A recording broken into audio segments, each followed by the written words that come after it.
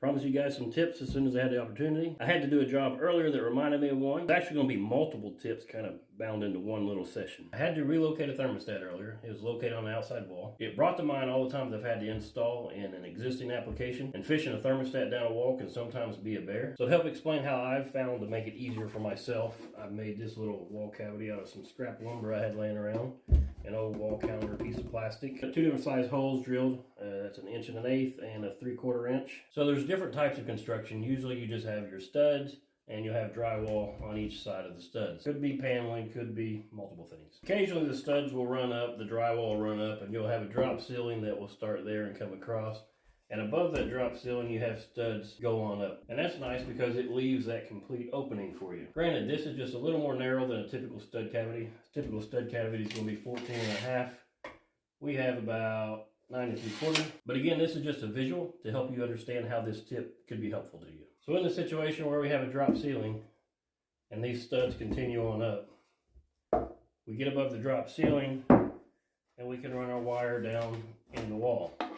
The problem most people have is getting it back out of the wall. You can take a plain old zip tie.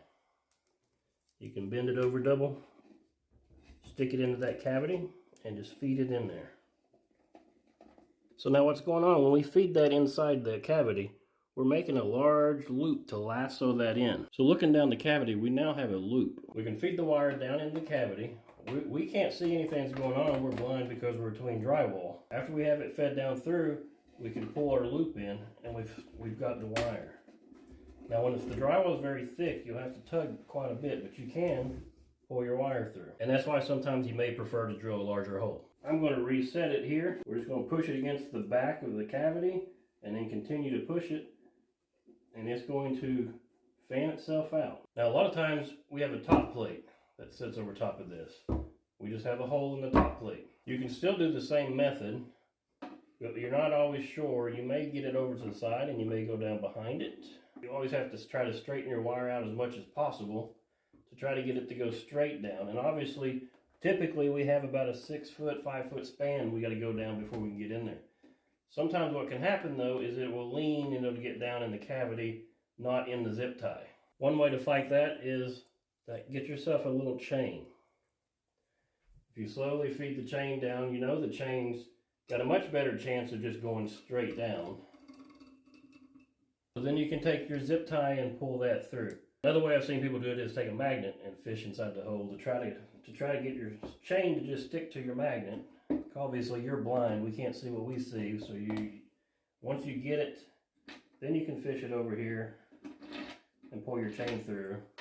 The other end of your chain is taped to your thermostat wire, and you pull them both through. Or like I said, you can just take your zip tie, pull it through that way. And yet another option, if you have any string laying around, just take the end of your string. You can tie something to it that has a little bit of weight on it. Make sure that whatever you use will fit through the hole that you've drilled. Then it's just a matter of dropping your item down through the hole. Again, the weight helps you drop it nice and straight down, increase your chances of grabbing it on your first try. Take your zip tie, pull it back through the wall, and you pull your item out with it. Now the other end, again, you can strip your wires back and loop your wires around it, tape it, tie it, whatever works best for you. Another option that several people have used, good old trusty coat hangers. Unravel the end of it, make you a little hook, and now we're truly going fishing.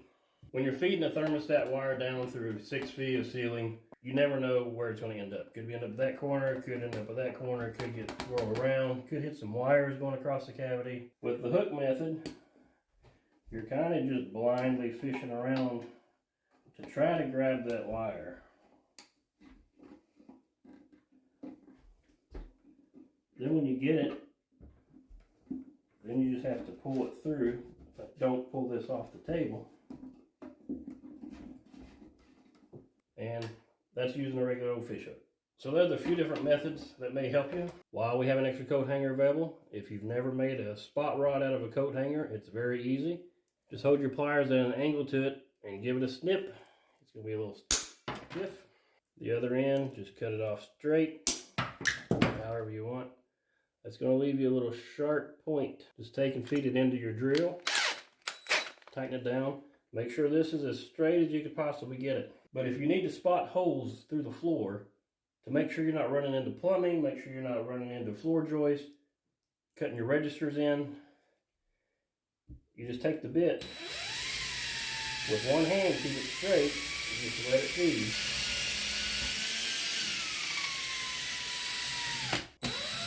Send your helper under the floor, he'll go under. He can measure over from the floor joist, tell you where you're at.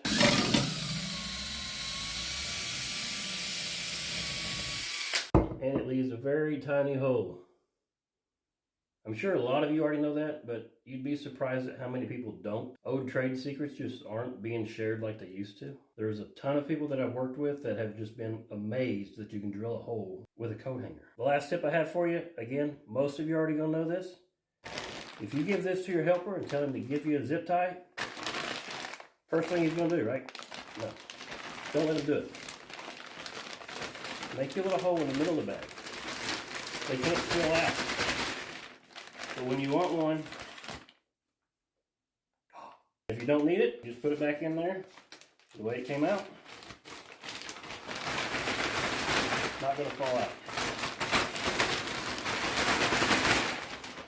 No matter how many bumps you hit in your van, no matter how bad a driver you are, your zip ties are staying in the bag. Hopefully that helps somebody. As always, if you like my tips, if you want to see more tips, hit the follow button. Anytime I get the opportunity to give you guys any more tips or anything that I just learned that I think not many other people know, I'm going to share it. Knowledge is power. And who has power? Superman.